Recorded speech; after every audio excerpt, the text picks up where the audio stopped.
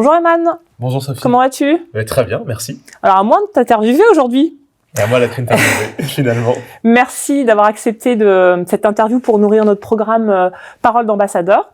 Aujourd'hui, nous allons parler des avancées 2022 en matière d'économie circulaire. Mais avant tout, est-ce que tu peux commencer par se présenter, s'il te plaît? Bien sûr. Donc Eman Madiala, chargé de mission développement durable pour Konica Minolta. Très bien. Est-ce que tu peux nous rappeler en quelques mots en quoi consiste une démarche d'économie circulaire et depuis quand quand même a initié cette démarche? Bien sûr, avec plaisir Sophie. Donc l'économie circulaire, en opposition à l'économie linéaire, elle consiste à produire des biens et des services de manière durable en limitant la consommation et le gaspillage de ressources et la production de déchets. Chez nous, à Konica Minolta, c'est en 1987 qu'on a mis en place notre premier système de collecte des consommables. En 2000 ensuite, on a continué en faisant partie des membres fondateurs du consortium Konibi. C'est une initiative française pour regrouper les acteurs majeurs de l'industrie. Et l'objectif, c'était de mettre en place un système de collecte et de recyclage des consommables. Ensuite, en 2005, on a lancé le programme Ecovision 2050, dont l'objectif était de réduire de 80% les émissions de gaz à effet de serre sur l'ensemble du cycle de vie des produits.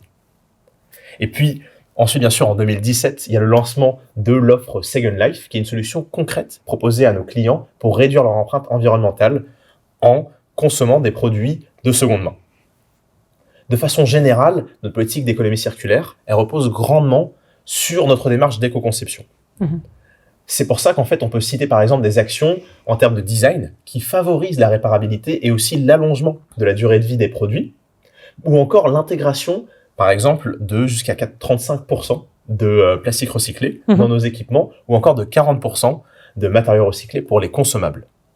Bien sûr, il y a aussi l'utilisation des équipements qui est prise en compte, avec par exemple des éco-fonctionnalités qui vont permettre en fait de réduire la consommation de ressources, donc de papier, d'énergie et de tonnerre, au même titre, enfin bien sûr, en fin de vie, que la recyclabilité et la réutilisation.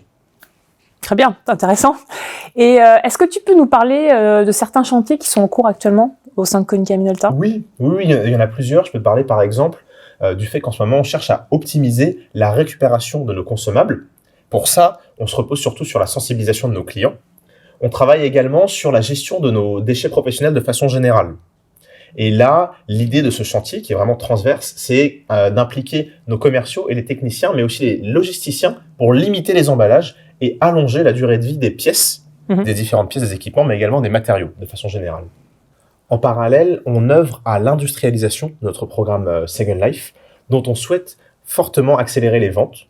Et l'idée, c'est vraiment de viser une meilleure fluidité des processus, mais aussi bien sûr le maintien d'un niveau haut de qualité, ainsi que la mise à disposition d'options qui répondront au mieux aux besoins de nos clients.